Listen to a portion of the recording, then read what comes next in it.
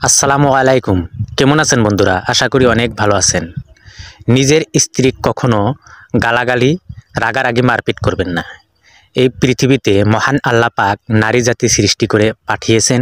এই নারী পৃথিবীতে আছে জন্যই সারা পৃথিবী আলোতে আলোকিত হয়ে আছে। নারী মানেই ফুল। গতিকে এই নারী জাতি কখনো গালাগালি, রাগারাগি, মারপিট করবেন না। নিজের স্ত্রীকে নিজে অনেক আদর করবেন, ভালোবাসবেন।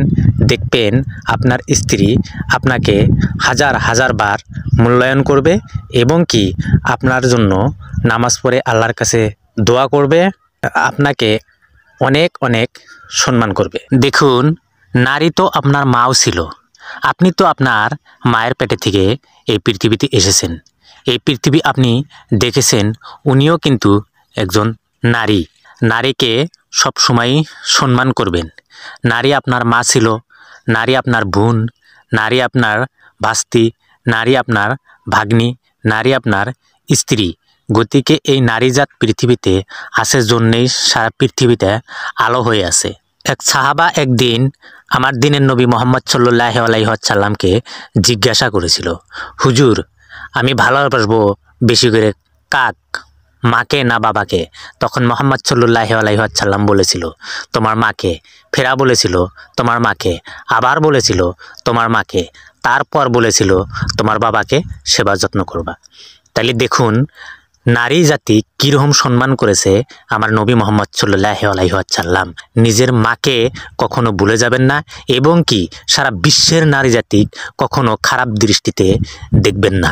মা আয়েশা সিদ্দিকা রাদিয়াল্লাহু আনহু একদিন গ্লাসে করে পানি পান করতেন। যে জায়গায় আয়েশা সিদ্দিকা রাদিয়াল্লাহু আনহু ঠোঁট লাগিয়ে পানি পান করত, আমার দিনের নবী মুহাম্মদ সাল্লাল্লাহু আলাইহি ওয়াসাল্লাম ওই গ্লাসের ওই জায়গায়ই ঠোঁট লাগিয়ে পানি পান করতেন। তাহলে দেখুন, আমার দিনের নবী মুহাম্মদ সাল্লাল্লাহু আলাইহি ওয়াসাল্লাম নিজের স্ত্রীগণকে কীরকম করে আদর করত, কীরকম ভালোবাসত। আপনি যে এই পৃথিবীতে এসেছেন সেটাও প্রথম হচ্ছে নারীর অনুদান। কীরকমভাবে? আপনার মা 10 মাস 10 দিন আপনাকে পেটে করে রেখেছে। আরে মা কত কষ্ট করেছে এই ছেলে মেয়েদের জন্য, সেটাও হচ্ছে নারী। মার মতো আপন এই পৃথিবীতে কেউ নেই। একটা কথা ভালো করে মনে রাখবেন, আর কেউ কোনো দিন হবেও না। দেখুন, অনেক লোককে আমি দেখি যে নিজের মাকে ছেড়ে চলে যায় বা বিয়ে করে বউকে নিয়ে টাউনে চলে যায়, মাকে ভুলে যায়।